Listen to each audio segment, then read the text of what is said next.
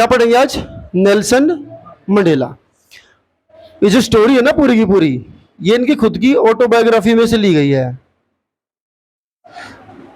किस में से ली गई है? ऑटोबायोग्राफी। अब ये ऑटोबायोग्राफी क्या होती है?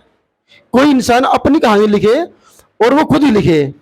एक तो किसी के ऊपर कहानी लिखना, जैसे मान लो तुम्हारे में से कोई हो और वो मेरे ऊपर कहानी लिखे, उसको बोलेंगे बायोग्राफी। कोई इंसान खुद ही अपनी स्टोरी लिख दे असल जिंदगी पर आधारित, उसको क्या बोल देंगे? ऑटोबायोग्राफी।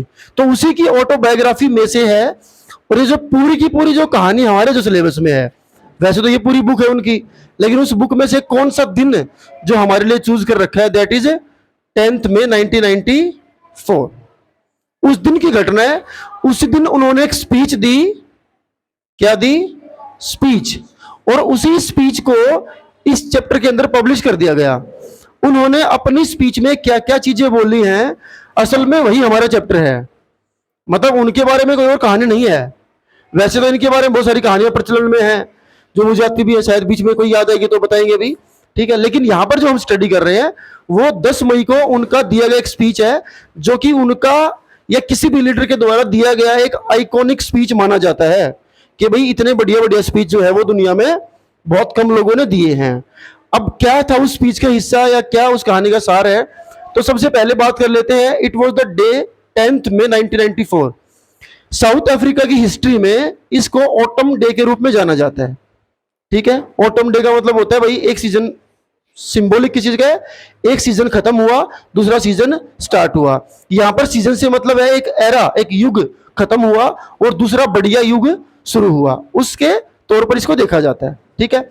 अब कहानी आगे क्या कहती है कि जी नेल्सन मंडेला जब स्टेज पर खड़े होते हैं और अपनी स्पीच को स्टार्ट करते हैं, तो सबसे पहले वो थैंक करते हैं। क्या करते हैं? थैंक। किसको थैंक करते हैं? जितने भी लोग विजिटर्स थे। कौन थे? विजिटर्स। विजिटर बोलते हैं जो भी वहां पर लोग आए हुए थे। थैंक यू करने का पर्पस खाली ये नहीं था कि भाई वो आए, नहीं। थैंक यू करने का सबसे बड़ा जो लॉजिक था वो ये था कि ये सभी वो लोग हैं जो अब से कुछ दिन पहले तक भी साउथ अफ्रीका को अलग नजर से देखते थे, एक गुलाम कंट्री के तौर पर देखते थे। आज जब हमारा देश आजाद हुआ तो इतने देशों के लोग हमारे उस इनऑग्यूरेशन ओथ सेरेमनी, जो शपथ समारोह चल रहा है, उसमें शामिल होने के लिए आए। तो सब कुछ ने थैंक यू बोला कि भाई आज जो ये जीत हुई हमारी, इसके सभी साक्षी बने, ठीक है। उसके बाद वो रिमेंबर भी करता है। क्या करता है? रिमेंबर करता है। किसको रिमेंबर करता है? जितने भी जो लोग अब, जिन लोगों ने सैक्रिफाइस कर दिया अपना, क्या कर दिया? सैक्रिफाइस। वो याद करता है उन लोगों को कि भाई कितने लोगों ने जाने दी होंगी इस आजादी की लड़ाई में। और वो अपने आप को थोड़ा सा भाग्यशाली समझता है, फॉर्चुनेट समझता है। कहता है कि जी हम तो जिंदा हैं इस आजादी का मजा चखने के लिए, लेकिन दुनिया में या हमारे देश में कितने लोग ऐसे भी रहे होंगे जिन्होंने अपनी जान दे दी, लेकिन वो अब इस आजादी का मजा चखने के लिए जिंदा नहीं है। अपने देश से हिसाब लगा लो, 1947 में हम आजाद हुए। भगत सिंह ने, राजगुरु ने, नेताजी सुभाष चंद्र बोस ने, अशफाक उल्लाह खां, कितने लोगों ने जाने दी होंगी आजादी के इस संघर्ष में, लेकिन हर आदमी जिंदा तो नहीं बचा उस दिन को देखने के लिए। तो कहता हम लक्की है भाई, हम बच गए।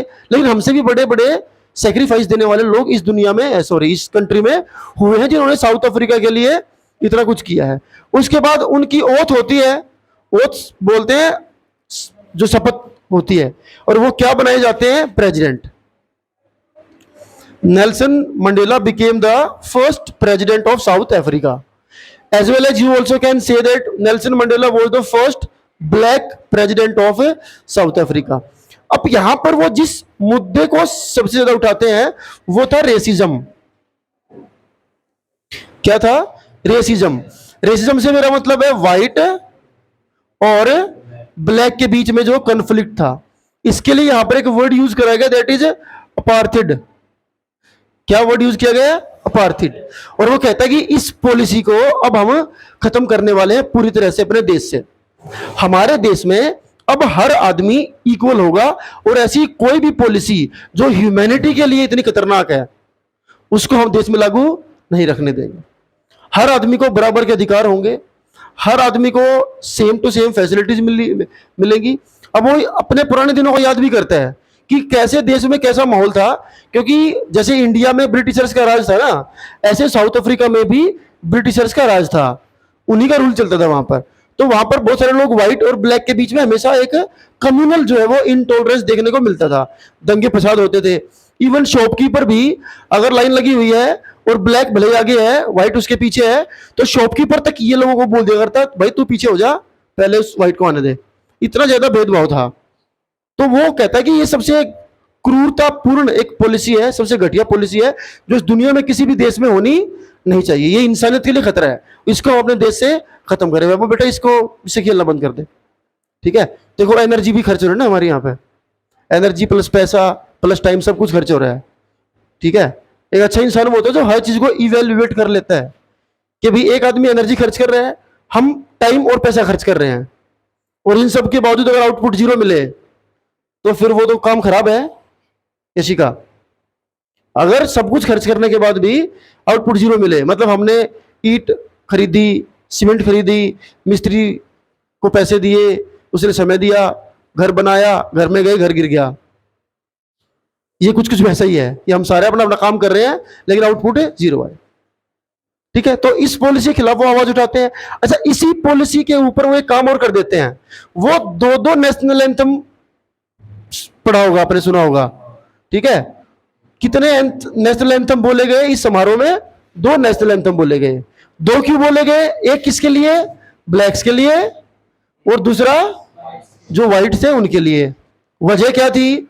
वजह उन्होंने खुद ही दी कि हमारे देश में भाई किसी भी इंसान को ये ना लगे, व्हाइट को भी ना लगे, ये नहीं कि भाई व्हाइट की पहले चलती थी तो अब ऐसा करेंगे, इनसे बदला लेंगे जी, इनको उड़ाएंगे गोली से, इन्होंने बहुत मजे करे हैं, अब ब्लैक का राज चलेगा, अब ब्लैक प्रेसिडेंट है, अब जो लोग काले उनकी चलेगी। नहीं, ऐसा भी नहीं था। जितने देश में लोग हैं वो सब रहेंगे, अच्छे से रहेंगे, खाली बस लोगों के बीच में जो भेदभाव वो खत्म हो जाएगा। तो अभी के लिए क्या था? अभी के लिए जैसे वो तो ब्लैक थे ही और कुछ लोग व्हाइट भी थे। अभी तक देश में क्या चल रहा है? कन्फ्लिक्ट चल रहा था, किसी गवर्नमेंट बनेगी, किसी गवर्नमेंट नहीं बनेगी, कौन क्या बनेगा, कौन क्या नहीं बनेगा।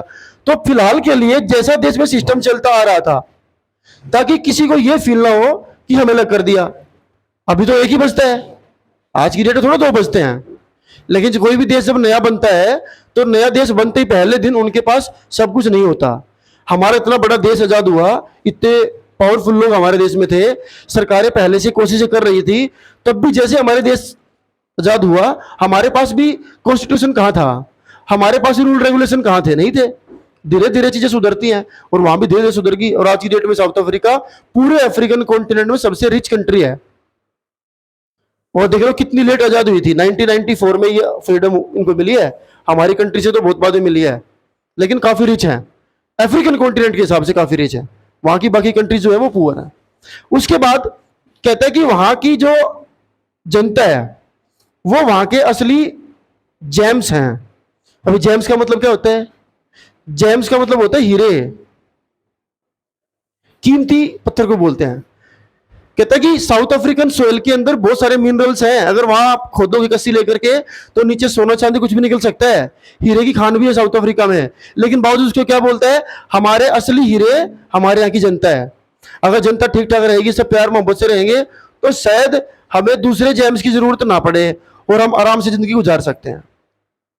इस कहानी में वो बार बार ये मैसेज देने की कोशिश करते हैं कि जो चीजें चलती आ रही थी ये चीजें गलत थी, हम इन चीजों को अलाउड नहीं करेंगे। इनके साथ साथ कुछ और लोगों को भी शपथ दिलाई गई। अब नेल्सन मंडेला ने देखा जब वो शपथ ले रहे थे कि कुछ पुलिस वाले उनके सामने खड़े हैं, और उन पुलिस वालों को देख करके वो हैरान हो गए थे। कहते ये तो वही पुलिस वाले हैं जो मुझे जेल में पीटते थे और आज ये मुझे सैल्यूट कर रहे हैं। लेकिन तब जमाना, तब वो कैदी थे और ये पुलिस वाले तब की गवर्नमेंट के अंडर काम करते थे, तब मैं इनका दुश्मन था, लेकिन आज ये मेरे लिए काम करते हैं। इसी चैप्टर में एक और बड़ी चीज का जिक्र करते हैं वो, दैट इज ट्विन ऑब्लिगेशन। अब जो जो पॉइंट मैं लिख रहा हूं ना यहाँ पे, समझ लो इन्हीं पॉइंट्स में से क्वेश्चन आते हैं।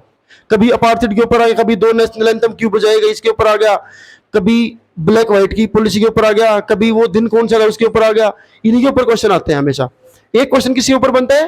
Twin obligation. ट्विन ऑब्लिगेशन का मतलब किसी भी आदमी के दो कर्तव्य है। वो कहता है कि किसी भी आदमी के जीवन में उसके दो कर्तव्य हो सकते हैं। कर्तव्य नंबर 1 देश के लिए, कर्तव्य नंबर 2 अपने परिवार के लिए। लेकिन कहता मैंने देश के लिए अपने कर्तव्य को चुना, और देशभक्ति मैंने निभाई, परिवार को मैंने छोड़ना पड़ा तो मैंने छोड़ दिया। अब यहीं पर वो एक और चीज का जिक्र भी करता है, मीनिंग ऑफ फ्रीडम।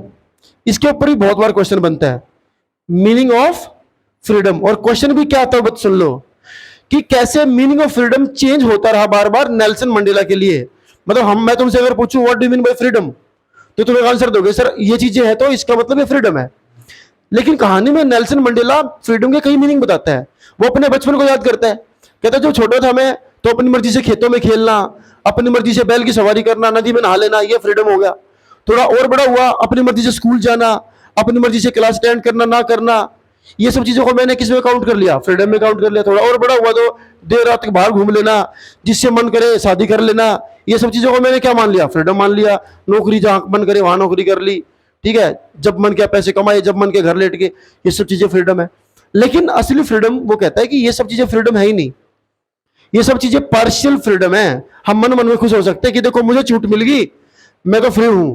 जैसे महात्मा गांधी तो अमीर थे, उनके पिताजी तो राजकोट के दीवान थे, भगत सिंह भी ठीक ठाक जिंदगी जी रहे थे, नेताजी भी ठीक ठाक जिंदगी जी रहे थे, आईपीएस ऑफिसर थे उस जमाने में, उनके पास तो थी फ्रीडम। लेकिन ये क्या कहता है कि बड़े लोग हमेशा देखते हैं कि मैं फ्रीडम मुझे मिली हुई है, ये बात मैटर नहीं करती। मेरा देश का एक एक आदमी जब तक फ्रीडम उनको नहीं मिलेगी तब तक वो फ्रीडम फ्रीडम काउंट होती ही नहीं है। और इसी फ्रीडम के ऊपर लास्ट में आकर के वो क्या कहते हैं कि दूसरे को गुलाम बनाना, दूसरे को गुलाम बनाना और गुलाम बनना दोनों की बातें बात करते हैं कि जो दूसरों को प्रिजन में डालते हैं वो भी अपने आप में गुलाम होते हैं, छोटी सोच के गुलाम। जो दूसरे के ऊपर एक्सप्लॉयटेशन करते हैं दूसरे का, जो दूसरे का शोषण करते हैं, अत्याचार करते हैं, वे लोग भी गुलाम है छोटी सोच का। और जो जिनका एक्सप्लॉयटेशन होता है, जो सचमुच में जेल में है, वो तो गुलाम है ही। तो वो ये कहता है कि दूसरे को दबाने वाला भी और दूसरे से डर के रहने वाला भी, ये दोनों के दोनों किस कैटेगरी में आते हैं, गुलाम की कैटेगरी में आते हैं। एक आदमी अपनी छोटी सोच का गुलाम है और दूसरा इंसान रियलिटी में गुलाम है। तो ये बात कह करके वो अपने देशवासियों को ये संबोधन करके अपने स्पीच को खत्म कर देते हैं। तो this was the story about Nelson Mandela and these are the key points. I hope कि चैप्टर समझ में आ गया होगा, है ना। और जिन्होंने वीडियो देखी उनको समझ में आ गया होगा। तो वीडियो क्या करना होता है, लाइक करना होता है। वीडियो क्या करना होता है, लाइक, और चैनल को थैंक यू।